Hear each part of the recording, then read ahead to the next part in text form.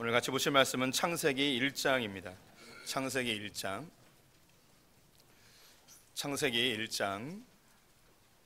1절부터 5절입니다. 창세기 1장을 뒤에서 찾는 분들 주님이 슬퍼하십니다. 창세기는 제일 앞에 있습니다. 창세기 1장 1절에서 5절까지 한 절씩 교독하시겠습니다. 태초에 하나님이 천지를 창조하시니라. 땅이 혼돈하고 공허하며 흑암이 깊음 위에 있고 하나님의 영은 수면 위에 운행하시니라. 하나님이 이르시되 빛이 있으라 하시니 빛이 있었고 빛이 하나님 보시기에 좋았더라. 하나님이 빛과 어둠을 나누사. 함께 읽습니다. 하나님이 빛을 낮이라 부르시고 어둠을 밤이라 부르시니라. 저녁이 되고 아침이 되니 이는 첫째 날이니라. 아멘. 오늘도 주님의 보좌 앞으로 나오신 성도님들에게 하나님의 은혜와 평강이 함께 하시기를 축원드립니다. 옆선에게 밝은 미소로 인사하겠습니다. 하나님 당신 편이십니다. 감사합니다. 올해 주제가 말씀 충만, 성령 충만입니다. 말씀은 예수 그리스도 안에 거하는 것입니다. 말씀이 육신돼서 오신 예수 그리스도를 더 깊이 알고 그분이 행하신 삶대로 살아가는 것이 말씀 충만이죠. 더불어 성령 충만은 성령 안에 있는 것입니다. 성령이 내 안에 있는 것이 아니라 사실 우리가 성령 안에 있으므로 그 성령이 우리를 채우게 되어지는 것입니다. 성령 충만하다는 것은 하나님의 다스림과 통치를 받는 것이고, 성령님이 우리의 삶에 주관자 되셔서 예수 그리스도를 닮아가게 하고 궁극적으로 하나님 보좌 앞까지 인도하는 삶, 이것이 성령 충만한 삶입니다. 이렇게 이제 주제 속에서 이제 오늘부터 한 2달 동안 성령 하나님에 대해서 함께 살펴보고자 합니다. 왜 이제 성령 하나님을 알아야 되는가? 우리가 이제 하나님 그럴 때 보통 우리가 생각하는 하나님은 성부 하나님을 이제 하나님이라고 생각을 합니다. 그래서 기도하실 때 하나님 그러면 이제 성부 하나님을 호칭하는 아버지 하나님만 생각을 하게 되어지죠. 하지만 우리 기독교에서 이야기하는 하나님은 삼위로 계신 성부, 성자, 성령 삼위일체의 하나님이십니다. 즉, 이 하나님이라는 단어 속에는 성부 하나님이 담겨 있을 뿐만 아니라 성자 하나님 그리고 성령 하나님도 함께 담겨져 있다는 사실입니다. 도표로 보여드릴게요. 그래서 하나님 그러면 성부, 성자, 성령 하나님이 함께 공존하는 게 하나님입니다. 그 중에 성부 하나님을 특정 지어서 여호와라고 불리고, 성자 하나님을 예수님이라고, 성령 하나님을 성령님이라고 우리가 나누어서 부르게 되는 것이죠. 그래서 성경을 보게 되면 하나님이 가라사대라는 표현도 있고 여호와께서 이르시되라는 표현도 있습니다. 그러면 똑같은 하나님이냐? 그렇진 않습니다. 하나님이 가라사대 할 때는 성부, 성자, 성령님이 함께 합의하여서 이야기할 때 하나님이 가라사대라고 하는 것입니다. 여호와께서 이르시되라는 것은 성부, 성자, 성령 중에 성부 하나님께서 이 성부 하나님의 주권, 그분의 언약적 이 주권 속에서 이걸 선포하실 때 여호와께서 이르시되 가라사대라고 합니다. 이것은 이제 성자 하나님이나 성령 하나님과 관계없이 아버지 하나님께서 주권적으로 우리 백성들이 혹은 이 세상이 어떻게 되든 관계없이 하나님이 하고자 하는 것을 강권적으로 이루시겠다는 의지가 여호와께서 이르시되라는 말에 표현되어져 있는 거예요. 그래서 우리 성도님께서 하나님 그럴 때 성부, 성자, 성령님 이분을 다 함께 이제 통칭하는 것으로 이해하시면 좋겠습니다. 하나님이라는 이름을 부르는 종교가 기독교 외에도 많이 있습니다. 그들의 신을 하나님이라고 칭하고 또 더러는 성경을 기반으로 하나님 믿는 종교들도 있습니다. 대표적인 게 이제 유대교가 그러하고 이슬람도 마찬가지입니다. 유대교는 구약의 이제 하나님을 믿고 부르죠. 이슬람도 구약의 한 부분을 믿고 하나님이라고 부릅니다. 우리나라에 이제 이슬람이 들어오면서 코란을, 그들의 경전이죠, 번역하면서 알라라고 번역하지 않고 뭐라고 번역했냐면 하나님이라고 번역을 했어요. 그냥 하나님으로. 그래서 이 한국에 들어온 이슬람이 일반 기독교인과 또 종교가 없는 일반 대중들에게 기독교의 하나님과 자신들의 알라가 같은 존재임을 피력하기 위해서 하나님이라는 단어를 그대로 쓰고 있습니다. 근데 절대 그렇지 않아요. 왜냐? 우리는 죄인이기 때문에 하나님을 온전히 알 수가 없습니다. 그래서 이제 구약에 나오는 하나님은 일반 종교에서 이야기하는 신들과 크게 다르지 않아요. 유대인들이 생각하는 하나님은 진짜 하나님의 모습이 아니고 고대 사회의 어떤 우상과 크게 다르지 않습니다. 그래서 그들은 끊임없이 하나님을 형상으로 만들려고 하였고, 하나님의 구속의 역사나 하나님의 계획은 관심 없이 인과응보의 하나님으로 이해를 합니다. 내가 착한 일하고 좋은 일하면 복받고 나쁜 일하면 벌받는, 이런 세상의 신들과 크게 다르지 않는 하나님으로 인식해요. 그래서 그들은 타 종교처럼 열심히 예배드리고 제사하고 예물 드리고 봉사했는데 왜 우리가 하나님께 벌받느냐, 왜 재앙을 받느냐 이해를 못하는 거예요. 그러자 선지서들에서 계속해서 언급되는 게 여호와를 알라, 힘써 여호와를 알라라고 이야기하는 거죠. 그들이 하나님을 알 수 없었던 이유는 무엇인가? 예수님이 이 땅에 오셔서 우리의 죄를 해결하시고 예수님 우리에게 선포하시기를 내가 곧 길이요 진리요 생명이니 나로 말미암지 않고는 아버지께로 갈 자가 없다고 이야기합니다. 즉 예수 그리스도를 통해서 하나님을 발견하고 하나님을 알게 되는 거예요. 즉 예수님을 모르면 하나님을 이해할 수가 없습니다. 그런데 더 놀라운 건 이 예수님이 2000년 전 분이고 또 하나님의 사역은 더 오래되었는데 이것이 지금 내 삶 가운데 예수님이 실제로 느껴지고 하나님 나와 동행하시고 날 위해 일하시고 나의 삶을 격려해 주시고 나의 기도에 응답하신다는 걸 우리가 느껴요. 깨닫고 알게 되어집니다. 이 일을 누가 하시느냐? 성령님이 하시는 거예요.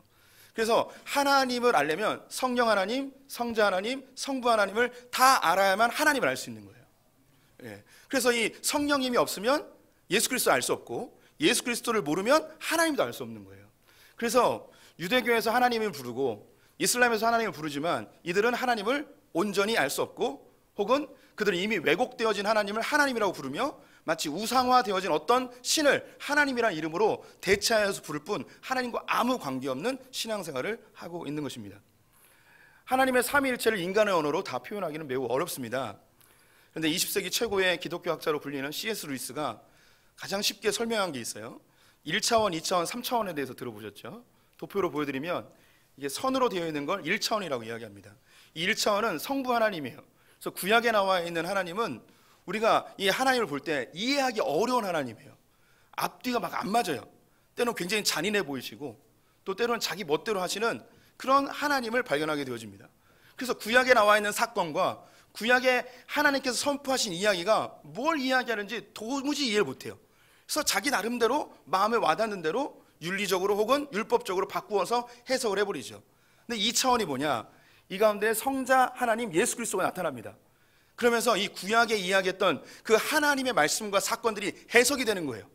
구약에서 선포한 내용들이 예수님을 통하여서 성취되는구나. 이 이야기들은 예수님에 대한 이야기였구나. 이 모든 사건들은 예수님을 알려주기 위해서 나타난 사건이구나. 아브라함, 이삭, 야곱이 이렇게 고생한 게 다 예수님을 보여주기 위한 사건이었구나. 이스라엘 백성들이 광야에서 40년 생활한 게 다 예수 그리스도를 향한 것이었구나 라고 해석이 되어집니다. 그리고 성령이 오시게 되면 이게 입체적으로 3차원으로 보이게 되는 거예요. 그 2000년 전 5000년 전 사건들이 바로 나의 이야기라는 게 막 느껴지는 거예요. 야곱이 나고 아브라함이 나고 이스라엘 백성들이 광야에서 헛짓거리하는 게 바로 나의 짓이라는 걸 깨닫게 되는 거예요. 할렐루야. 성령님이 입체적으로 성경의 이야기가 살아 움직여 내 관절과 골수와 영과 혼을 다 뒤바꿔버리는 역사가 성부, 성자, 성령 이 입체적으로 들어올 때 이게 이해가 되는 거죠. 그래서 성령 하나님을 안다는 건 매우 중요한 일입니다. 성령 하나님에 대해서 일반적으로 많은 성도들이 오해하는 게 어떤 강력한 힘, 초자연적 현상, 그리고 초능력적인 어떤 능력이라고 생각하는 경우들이 많이 있어요. 그래서 한국교회가 한참 동안 성령 받기 위해서 노력했어요. 성령 충만함을 강구했죠. 우리 가운데도 많이 그랬고 저 역시 그랬습니다. 근데 제가 돌이켜보니 왜 성령 충만 받고 싶었냐면 내가 능력이 없고 연약하여 성령이 내 안에 들어오면 내가 갖고 있는 능력보다 더 놀라운 능력이 발휘되어져서 이 땅에서 예수 안 믿는 사람보다 더 높은 위치에서 떵떵거리며 성공하며 부유하게 살 거라는 그런 생각이 제 안에 가득 담겨 있다는 걸 알게 되었습니다. 근데 이 모습이 우리 성도님들과 크게 다르지 아니함을 저는 압니다. 우리 성도님께서 성령 충만함을 원하는 건 내가 갖고 있는 능력보다 더 큰 능력이 발휘되길 원하는 거죠. 그런데 성령 하나님 그거보다 더 놀라운 분, 더 위대한 분이에요. 한 2달 동안 이 성령 하나님에 대해서 알아가게 될 텐데 오늘 그 첫 번째 시간으로 성령님의 가장 중요한 사역이신 창조하시는 성령님에 대해서 살펴보도록 하겠습니다. 오늘 읽었던 본문은 태초에 하나님이 천지를 창조하시니라 성경의 첫 구절이죠. 우리 성도님들이 거의 대부분 외우고 있는 성경 구절이고 예수 안 믿는 사람들도 알고 있는 성경 구절입니다. 이 세상에 많은 종교가 있지만 이 인류의 시작, 세상의 시작을 선포하며 시작하는 그런 종교는 기독교밖에 없습니다. 또 어떤 미친놈이 아니고서는 이 세상을 내가 만들었다라고 이야기하는 것이 결코 쉽지 않죠. 이것은 굉장히 위대한 선포입니다.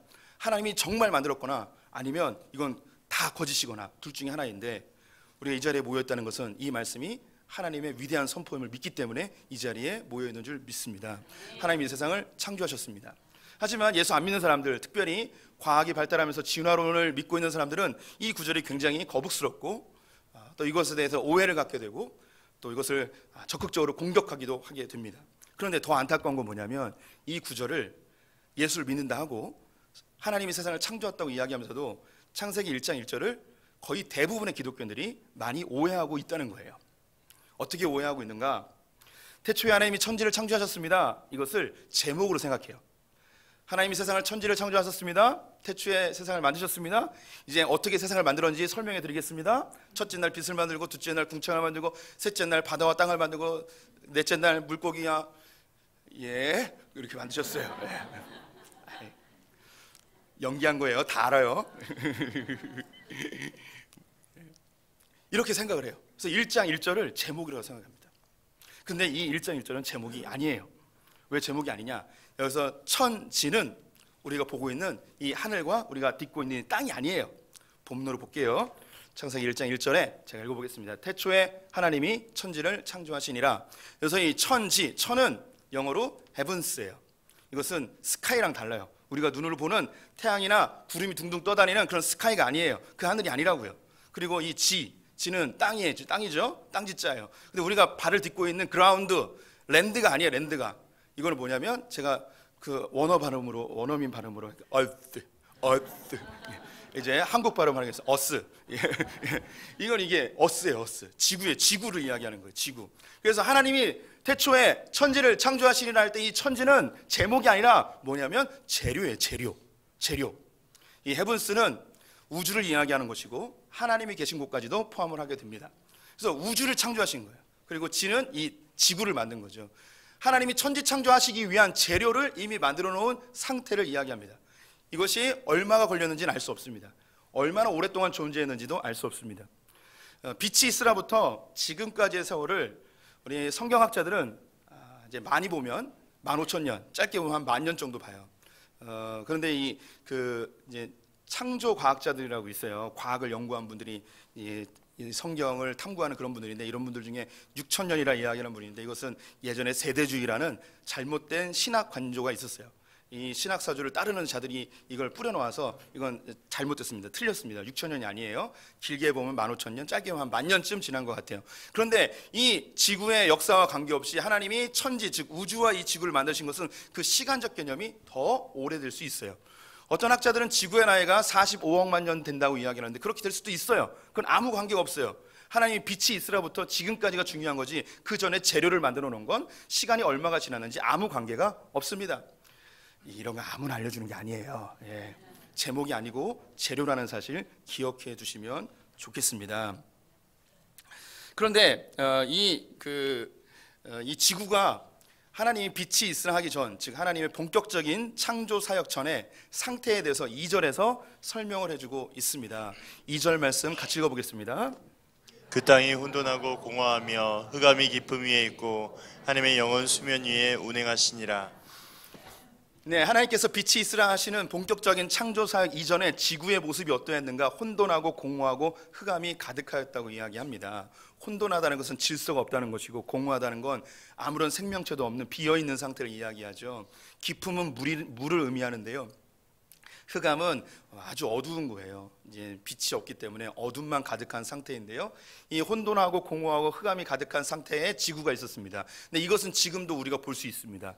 아주 가깝게 달에서도 이 모양을 볼 수 있죠. 달의 표면을 보여드리면 질서가 안 잡혀 있죠. 어수선합니다. 공허합니다. 아무런 생명체도 살지 않습니다. 그리고 흑암으로 가득 차 있습니다. 물은요, 다른 행성들에도 물이 있어요. 수금지와 목토 천해명 할 때 이 수성이 물이 있어서 수성이잖아요. 또 토성 뒤에 옆에는 이렇게 얼음 쪼가리들 막 다니고 막 그러잖아요. 물은 있을 수 있어요. 그런데 이 혼돈하고 또 공허하고 흑암으로 가득한 이 땅 가운데 하나님이 새로운 작업을 시작을 하십니다. 그 작업이 무엇인가? 공허한 것에 질서를 만드시게 되죠. 그리고 혼돈한 것에 질서를 만드시고 공허한 것에 풍성함을 더하십니다. 그리고 흑암으로 가득한 곳에 생명이 넘치게 하시죠. 이 시작 기점이 어딘가? 바로 빛이 있으라 하면서 준비 많이 했습니다. 빛이 있으라 할 때 혼돈이 질서로, 공허가 풍성으로, 흑암이 생명으로 바뀌게 되어집니다. 우리의 인생도 마찬가지입니다. 우리의 인생 가운데 질서가 잡히지 아니하고 인생이 뒤죽박죽 혼란스러운 삶이 있을 수 있습니다. 또 많은 것을 소유했음에도 불구하고 마음이 공허한 자 있고 실제적으로 공허한 사람도 있습니다. 또 앞을 한치를 내다볼 수 없는 그런 흑암 속에 있는 듯한 고통 중에 살아가는, 아무것도 예측할 수 없는 그런 불안함 속에 살아가는 인생들이 있습니다. 이 가운데 빛이 되신 예수 그리스도가 찾아오시게 되어지면 우리의 혼란함이 자기 질서가 잡히게 되어지고 우리의 공허했던 마음에 풍성함이 생기게 되고 우리의 앞을 알지 못했던 우리 삶 가운데 빛으로 오신 예수 그리스도로 인하여서 우리가 생명력 넘치는 삶, 능동적이고 적극적인 삶으로 바뀌게 되어집니다. 예수 그리스도가 오신 것은 양으로 생명을 얻게 하고 풍성히 얻게 하라는 것이라고 선포하셨습니다. 우리 성도님들이 빛 대신 예수 그리스도로 인해서 질서와 풍성과 생명력 넘치는 삶을 사시기를 주님의 이름으로 축원을 드립니다. 이렇게 공허하고 흑암으로 가득했던 이 지구에 다른 행성들과 다른 특이한 것이 하나가 있었습니다. 우리 2절 말씀 다시 한번 읽어보도록 하죠. 2절 함께 읽습니다. 그 땅이 혼돈하고 공허하며 흑암이 깊음 위에 있고 하나님의 영은 수면 위에 운행하시니라. 다른 별들과 다르게 하나님의 영이 수면 위를 운행하고 있었습니다. 즉 이 지구 위에 운행하고 계셨다는 것이죠.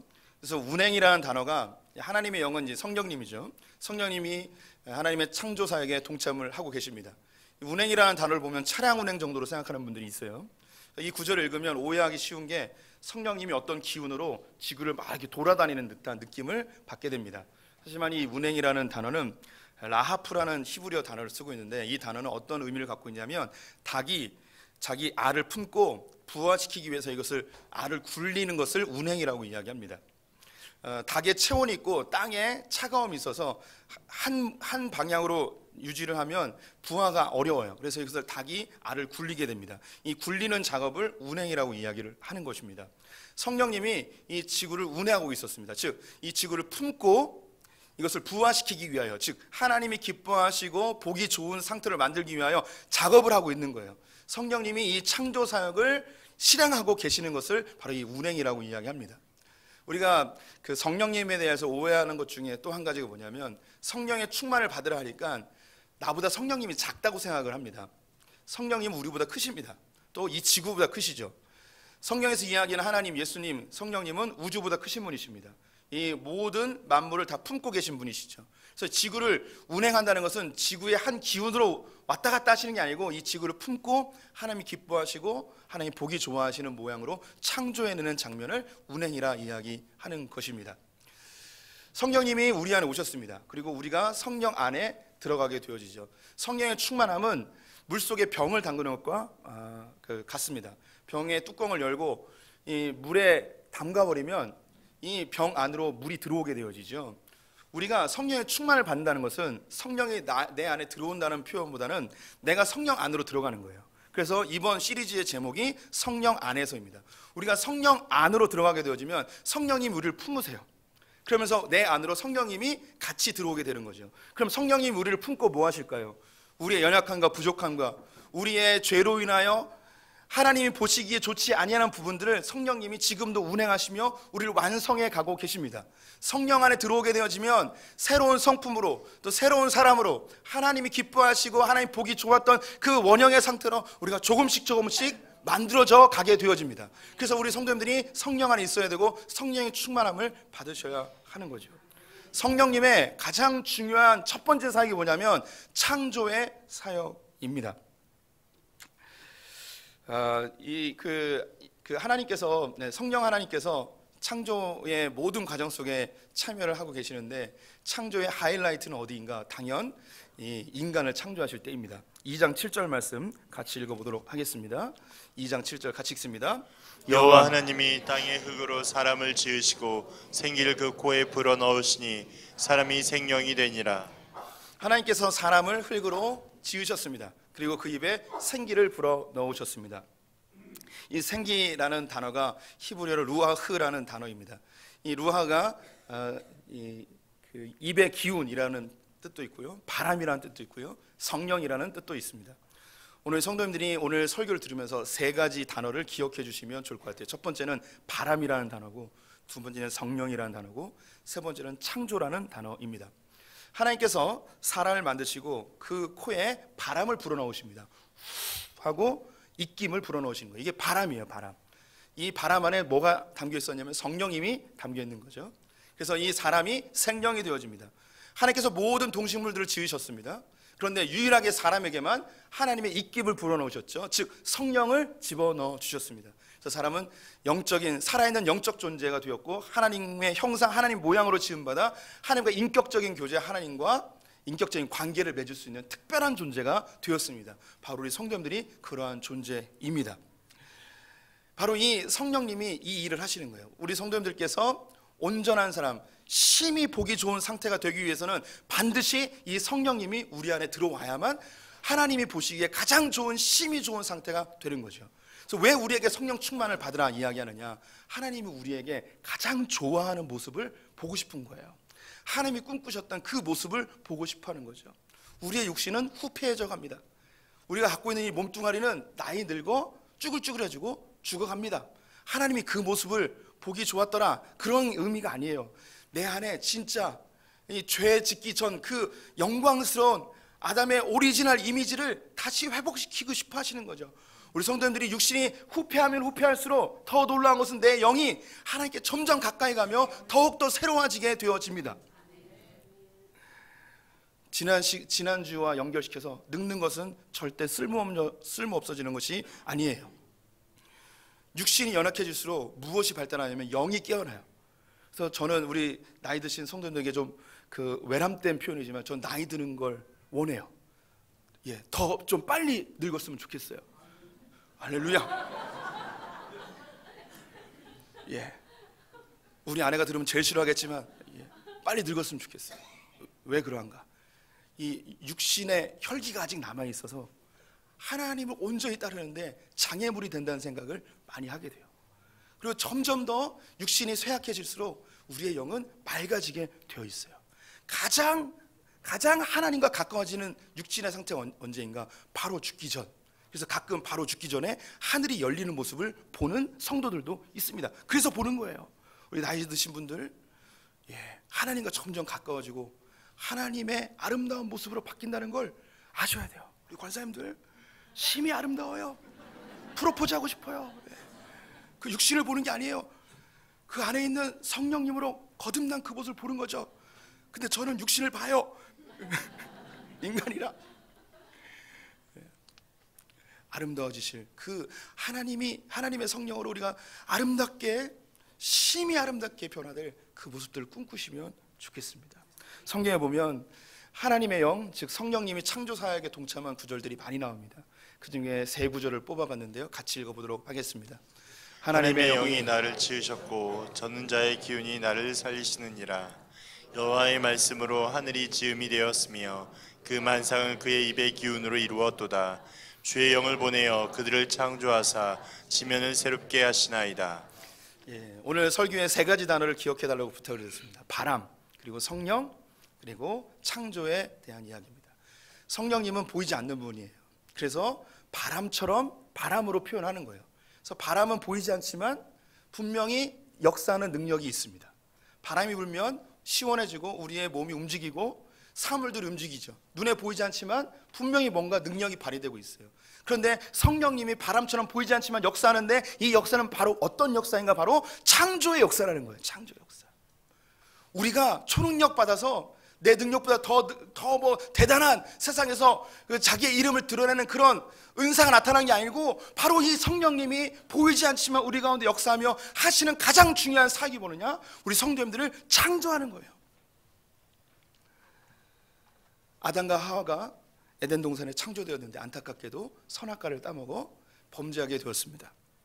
이 죄는 하나님과 단절을 이르게 하였고 죄악이 들어와 결국 우리의 육신은 죽게 되었고 우리의 빛된 형상은 사라져 그 부끄러움을 가리기 위하여 무화과 나뭇잎으로 자기 몸을 옷을 만드는 것을 우리가 보게 됩니다.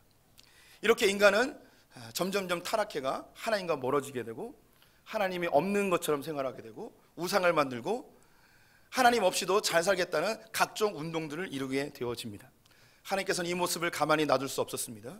하나님께서는 자기의 아들, 딸들을 하나님께 새롭게 만들어 하나님의 아름다운 형상으로 회복시키길 원하셨습니다. 그럼 제일 먼저 뭐 해야 되는가? 우리 안에 있는 이 죄를 없애야 되는 거예요. 그래서 자기 독생자 예수 그리스도를 이 땅에 보내셔서 우리를 대신하여 십자가에 못 박아 죽게 하시고 우리의 죄를 정결케 하시고 깨끗게 하시고 우리의 죄를 다 대속해 주셨습니다. 그러면 이 죄가 없어졌으니까 이제 누가 와야 됩니까? 우리를 다시 만들어야 될 거 아니에요. 성령님이 우리에게 다시 오셔서 우리가 다시 재창조되어지는 거예요. 그래서 성령님이 오셔야 되는 거죠. 요한복음 3장 5절에서 8절 말씀 우리 성도들 같이 읽어보겠습니다. 예수께서 대답하시되 진실로 진실로 내게 이르노니 사람이 물과 성령으로 나지 아니하면 하나님의 나라에 들어갈 수 없느니라. 육으로 난 것은 육이요 영으로 난 것은 영이니 내가 내게 거듭나야 하겠다는 말을 놀랍게 여기지 말라. 바람이 임의로 불매 내가 그 소리는 들어도 어디서 와서 어디로 가는지 알지 못하나니 성령으로 난 사람도 그러하니라. 아멘. 예수님의 초기 사역에 니고데모라는 공예의 의원이 한밤중에 몰래 찾아왔습니다. 유대인들은 하나님 나라가 이 땅 가운데 이루어지는 것을 간절히 소망했습니다. 그래서 물어봅니다. 어떻게 해야지 하나님 나라를 볼 수 있습니까? 그때 예수님이 대답하시죠. 거듭나지 아니하면 하나님 나라를 그 누구도 볼 수 없다 이야기합니다. 거듭남에 대해서 이해하지 못하는 거예요. 다시 태어나는 거죠. 지금 우리의 언어로 한다면 재창조예요. 다시 하나님이 창조하셔야 되는 거예요. 그래서 어떻게 사람이 어머니 뱃속에 들어갔다 다시 나올 수 있습니까? 그렇게 다시 재창조될 수 없습니다. 예수님이 이야기합니다. 물과 성령으로만 거듭날 수 있다고 이야기하죠. 이 물이라는 것은 예수 그리스도와 함께 우리가 십자가에 못 박혀 죽음으로 우리의 죄가 씻겨지는 것을 물이라고 표현하는 거예요. 그 다음에 성령이 우리 안에 들어오셔야 되는 거예요. 성령이 들어오면 이 창조하시는 성령님이 우리를 다시 거듭나게 재창조의 작업을 이루어내십니다. 그런데 이 재창조의 작업을 어떻게 하는가? 오늘 성경에 나와 있는 아주 중요한 단어 바람입니다. 바람. 보이지 않는 바람. 우리가 성령을 받으면, 성령의 충만을 받으면 뭔가 대단한 그 감정적인 요동함이나 극적인 체험이나 성령의 은사가 막 내 안에 쏟아져서 어떤 기적적인 체험들을 하는 것을 우리가 기대하고, 또 그것이 없으면 성령님이 내 안에 없나 보다, 하나님이 나와 함께하지 않나 보다 이렇게 의심할 때도 있겠죠. 하지만 성경이 이야기하고 있어요. 바람이라고. 바람은 눈에 보이지 않는다는 거예요. 그런데 반드시 존재하는 거죠. 시원해지는 거예요. 성령님이 우리 안에 들어오면요, 성령님이 우리 안에 내주하시면, 아니 우리가 성령 안에 들어오게 되어지면 보이지 않지만 성령님이 우리 성도의 삶 가운데 역사하기 시작합니다. 근데 보이지 않는 거예요. 잘 느껴지지 않는 거예요. 그런데 이상하게 뭔가 달라지고 있어요. 예전에 보이지 않았던 하나님의 손길이 보이는 거예요. 옛날에는 설교가 들리지 않았는데 설교할 말씀이 내 마음에 남는 거예요. 찬송을 부르는데 이상하게 눈물이 흐르기도 하는 거예요. 예전에는 내 힘으로 다 사는 것 같았는데 하나님이 도와주신다는 생각이 드는 거예요. 어느 순간 내 입속에서 감사가 튀어나오는 거예요. 옛날에 죽이고 싶었던 사람이 사랑스러워지는 거예요. 기쁨이 생기고요, 충성스러워지고 인내하게 되어지고 삶을 절제하게 되고 온유한 마음이 생기고 조금 더 착하게 살고자 하는 그런 마음이 내 안에 조금씩 드는 거예요. 바람은요, 보이지 않지만 분명히 존재하고 능력을 발휘해요. 성령님은 아주 태풍처럼 우리 성도님에게 찾아올 수도 있지만, 하지만 잔잔한 바람처럼 우리 가운데 불어와서 조금씩 우리를 품고 하나님이 기뻐하시는 아담의 원형의 모습으로 만들어 가십니다. 지금 그 일을 하고 계시는 거예요. 성령님의 가장 중요한 사역, 바로 창조입니다. 우리 성도님들을 만들고 계십니다. 우리 성도님들 안에 성령님이 계십니까? 확신하시는 분도 있지만 잘 못 느끼는 분들이 있을 거예요. 그래서 성경에서 가장 중요한 기준점을 제시하십니다. 그게 뭐냐? 성령이 아니고는 그 누구도 예수님을 주라고 고백할 수 없다고 이야기합니다.